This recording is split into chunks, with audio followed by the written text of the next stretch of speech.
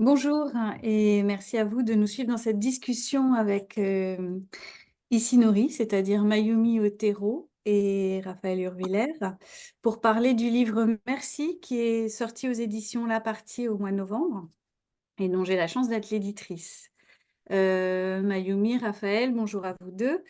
Alors, pour vous décrire, on peut utiliser, il y a plusieurs mots, plusieurs qualificatifs qui viennent à l'esprit. On peut dire que vous êtes des plasticiens, des illustrateurs, des éditeurs, des imprimeurs sérigraphes, des créateurs de livres au sens large. Et donc, il y a une bonne quinzaine d'années maintenant, il me semble que vous naviguez un peu dans toutes ces activités, parfois en les cumulant.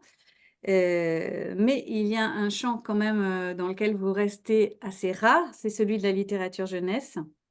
Donc ma première question va être assez banale, mais voilà, en fait, on aimerait savoir quelle est la place singulière qu'occupe pour vous le livre jeunesse par rapport à un autre média, un autre support et ce qu'il permet par rapport à d'autres supports. Le livre jeunesse, en fait, a été un peu la porte d'entrée en sortant de l'école. C'est en fait souvent quand c'est très prosaïque, mais en fait, comment dire, souvent les premières portes d'entrée en sortant définissent beaucoup de choses sur la suite.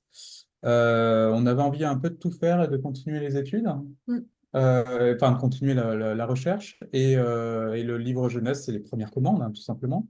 Et c'était un peu un défi aussi parce qu'on nous disait assez clairement qu'on n'était pas capable d'en faire. En l'intérieur de l'école, on était plutôt taillé pour la presse, des choses plus underground, et le fait de s'adresser à des super. Et par contre, c'est quelque chose de très régulier chez nous, c'est-à-dire qu'on en a fait un tous les ans, tous les 2 ans, tout en se disant qu'à la fois il y a une liberté incroyable et en même temps, pour maintenir cette liberté-là, on peut pas en faire, pour faire un métier à temps plein, il en faut 3 par an.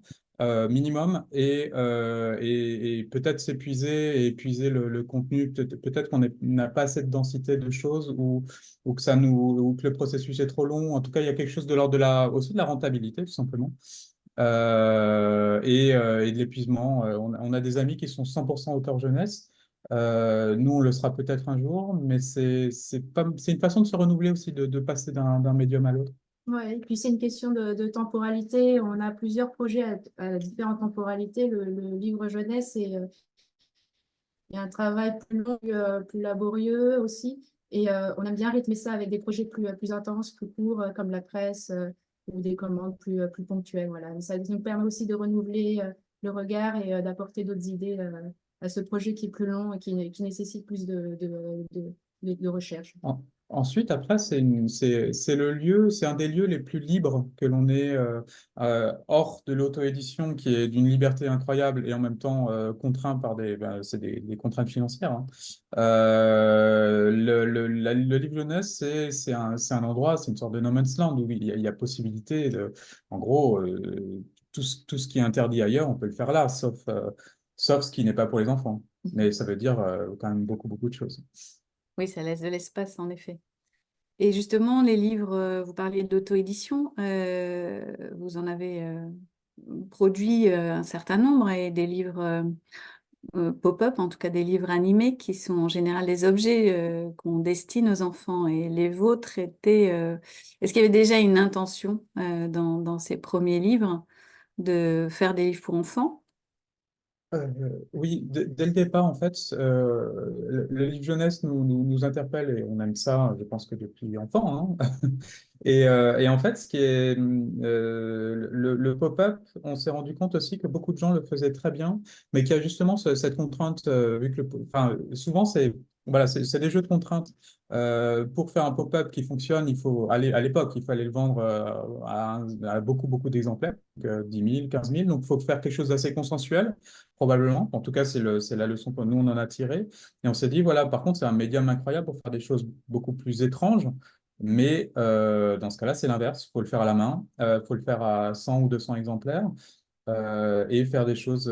Il y a des gens qui le font très bien de façon plus consensuelle, mais on va faire de la recherche dans quelque chose de plus étrange, voilà, de plus inéditable et déraisonnable. Des choses qui ne sont pas censées exister. Et donc, Ah bah, écoute, on fait des pop-up à la main, on les découpe à la main et ça prend un temps fou, ça fait mal au poignet, ça fait une tendinite. Et en même temps, personne ne le fait comme ça, donc on les a fait, c'est un peu idiot, mais c'est pour ça aussi qu'on fait pas. On nous demande aussi pourquoi vous faites pas des pop-up à la main tous les ans, ben, parce que voilà, c'est des temporalités là pour le coup physiques, de douleur des articulations. Ouais. c'est des pop-up d'artistes pour enfants. C'est C'est ça. ça, pour grands enfants. Il y a des gens qui les ont achetés pour leurs propres enfants, mais voilà, on produit et ensuite ça arrive dans les mains de ce. C'était pas prévu pour. C'était un peu, voilà, faire glisser le pop-up très consensuel vers quelque chose de plus étrange. Mais maintenant, depuis 10 ans, la porte des pop-up, enfin, le panorama des pop-up, c'est quand même beaucoup étendu vers des choses, des propositions plus singulières. Mais bon, nous, on n'a pas eu le temps d'en faire, voilà. Et d'autres gens le Pas font. encore, ouais. Alors, on Voilà. va revenir à un livre qui n'est pas du tout un pop-up et qui est assez classique dans sa forme en tant qu'objet. C'est donc Merci, le livre qui est sorti il y a quelques semaines aux éditions de La Partie, pour, euh, pour parler, en fait, essayer de trouver différentes pistes de lecture ou d'interprétation à ce qu'est Merci, à ce que vous allez faire. Je vous propose plusieurs énoncés. Et je vais vous laisser choisir sur lequel ou lesquels hein, vous avez envie de réagir ou de rebondir parce que aucun n'est excluant par rapport aux autres.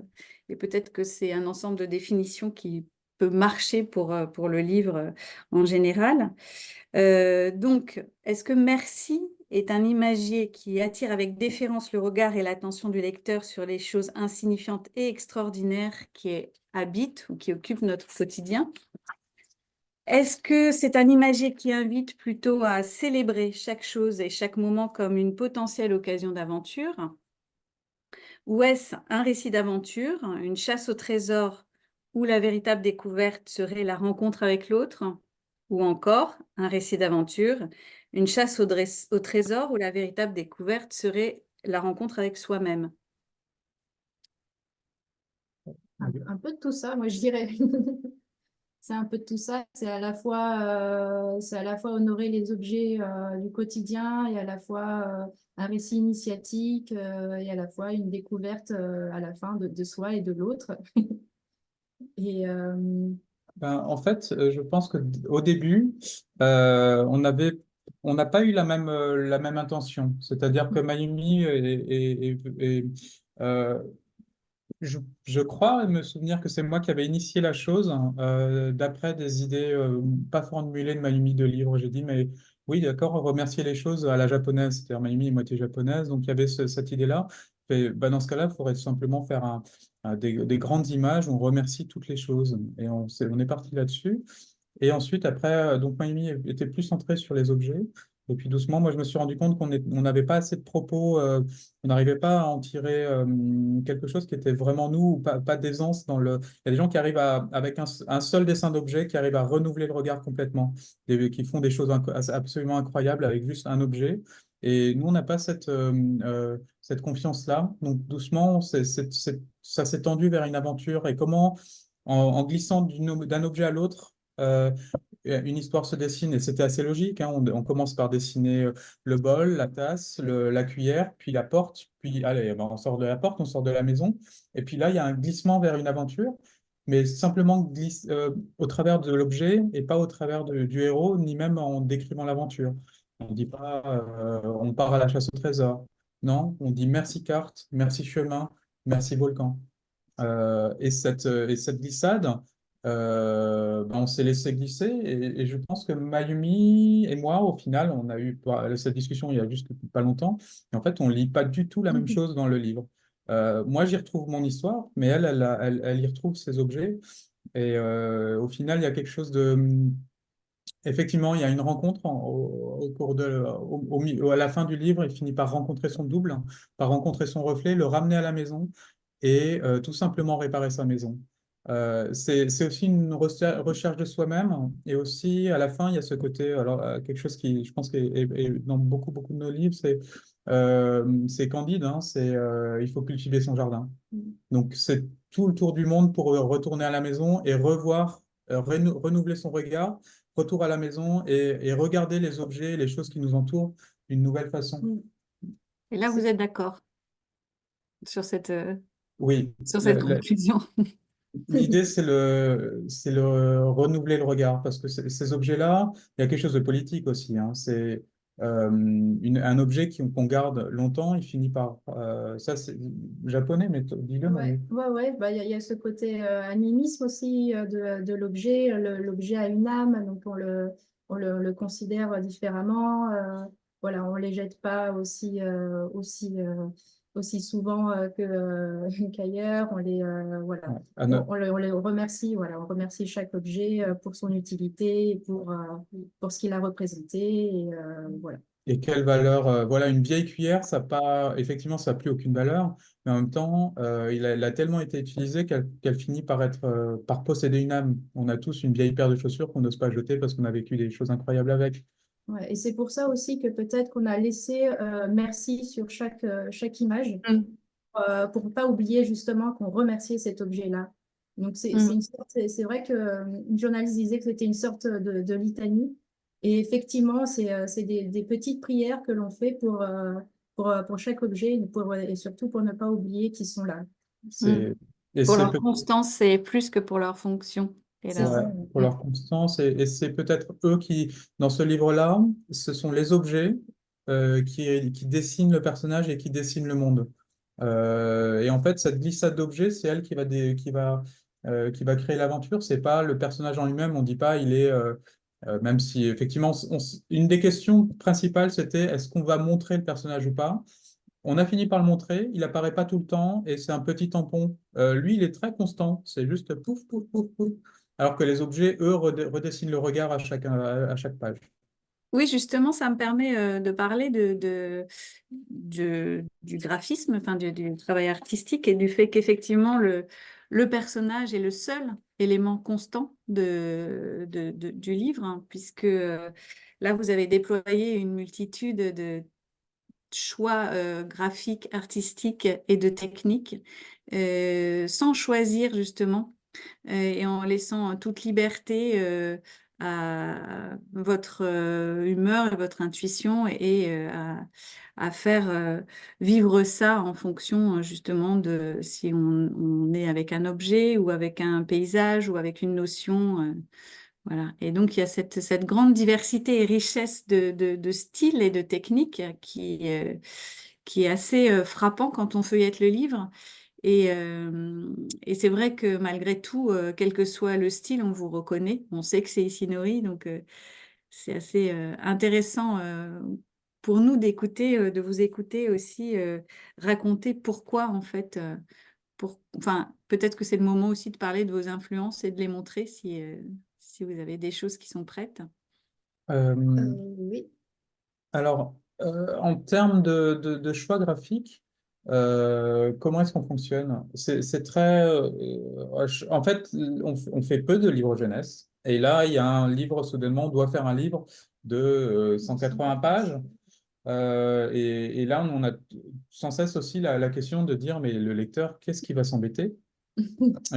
C'est comme la question juste du simple imagier, comment donner assez de matière à manger au lecteur. Et nous-mêmes, est-ce qu'on va pas s'embêter au bout de 5 pages, une fois qu'on a défini un système, ensuite, après, est-ce qu'on le débite comme ça, comme une intelligence artificielle, on crée de façon mécanique.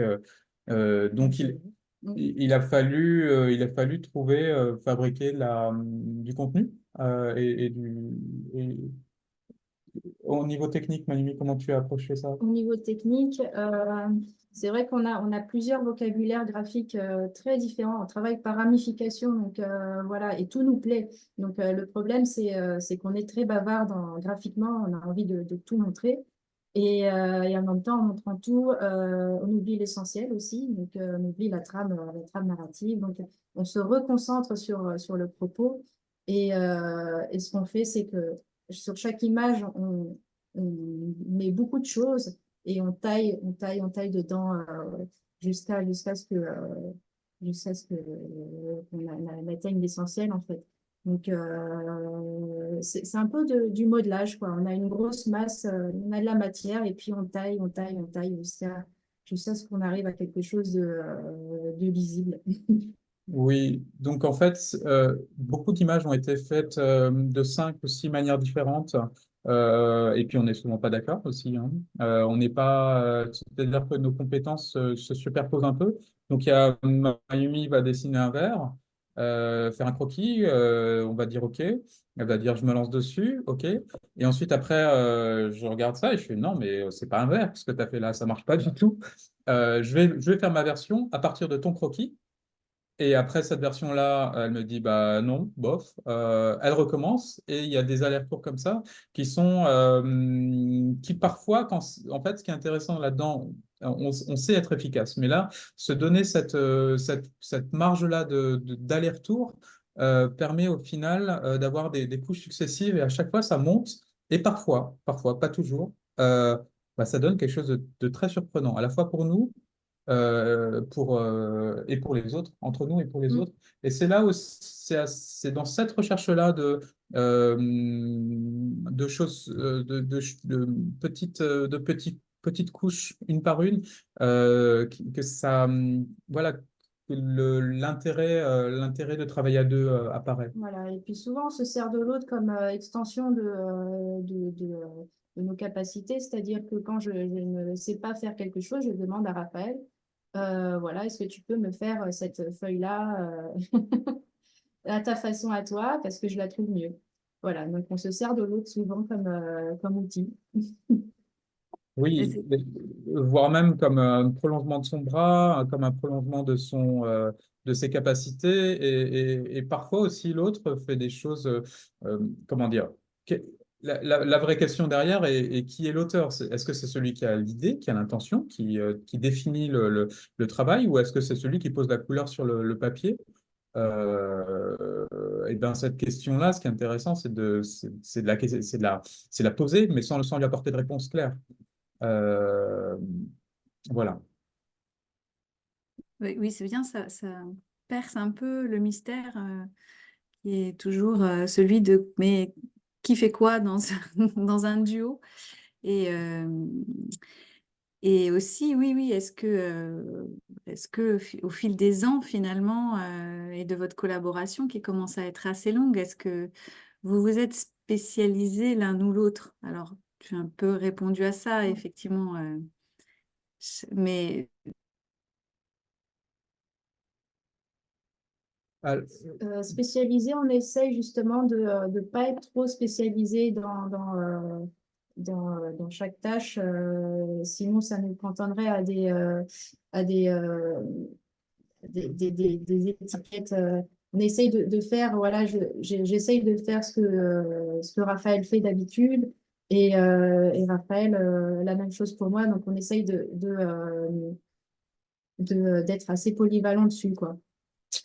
Euh, oui, en fait, l'intérêt d'être un duo, c'est aussi comment dire, si on était vraiment spécialisé chacun, on n'aurait pas le même métier. C'est-à-dire, Mayumi poserait les couleurs, moi donc elle serait coloriste, moi je ferais les croquis, je serais le dessinateur, la coloriste, ensuite il y a quelqu'un qui ferait la typo, et donc là, on passerait dans quelque chose d'industriel. Euh, et c'est ou quelque chose un studio normal.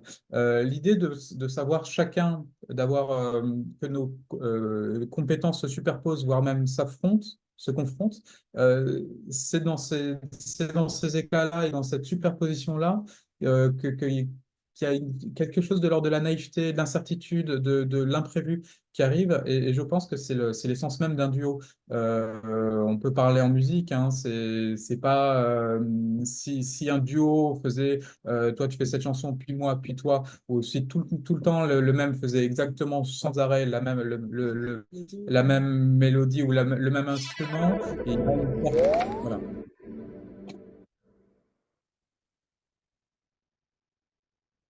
Allô? Oui, on a sauté.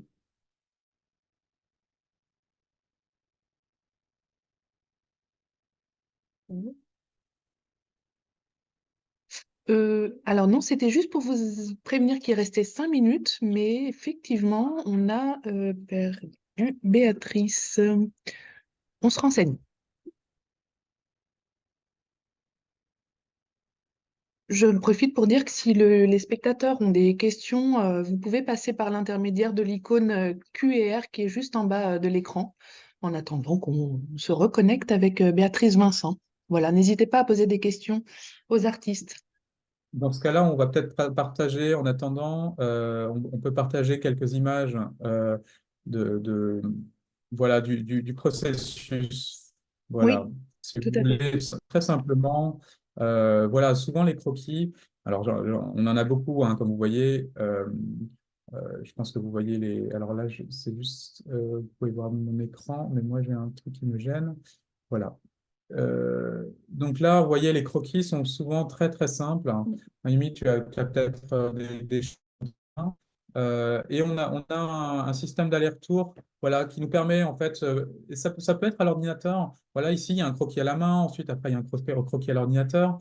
Est-ce que vous voyez vos partages? Ouais, voilà. Je vais juste partager l'écran. J'ai l'impression que ça a sauté. Euh, On voit très bien. Voilà, vous voyez très bien, mais au final, comment dire, on a d'autres images, par exemple là pour un ref très rapide. Voilà, ça c'était pour le pont final. Ensuite, après, on l'a fait à l'encre.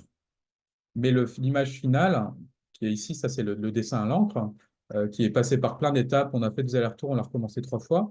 Au final, il ne ressemble pas à ça parce qu'il a été. Alors, j'ai pas l'image directement, je crois que j'ai une image intermédiaire.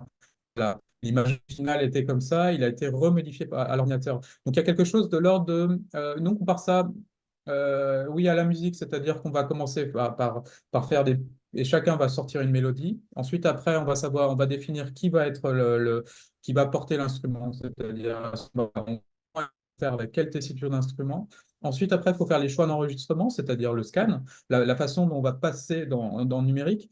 Et ensuite, après, il y a toute une étape de post-production sur l'intégralité de l'album ou du livre qui vont permettre des réglages et des réglages fins qui vont peut-être mettre des distorsions, peut-être on va faire sauter des mélodies, peut-être on va refaire une sorte de montage comme un montage filmique et technique, et un ajustement des couleurs qui vont ensuite complètement perturber les dessins d'origine. Donc on a beau avoir fait à la base un très beau solo de guitare à l'acoustique, au final on va peut-être mettre des effets, des distorsions qui vont complètement modifier l'image. C'est-à-dire que l'image à la base qui a une infinité de couleurs comme ici à l'encre, bah, au final, il faut quand même la transiter parce on imprime seulement 3 couleurs. Faire une adaptation, une réinterprétation qui vont être faites par les machines et l'imprimeur. Donc, on essaye de penser toute la ligne et c'est très compliqué, c'est fascinant, c'est passionnant. Et c'est là où l'éditrice a une place aussi assez centrale là-dedans. Je reviens, je suis désolée, on a été coupé avec la Wi-Fi, donc je reprends le cours de votre discussion. Euh, ah, est-ce que je suis toujours là? Oui. Oui, tu es là.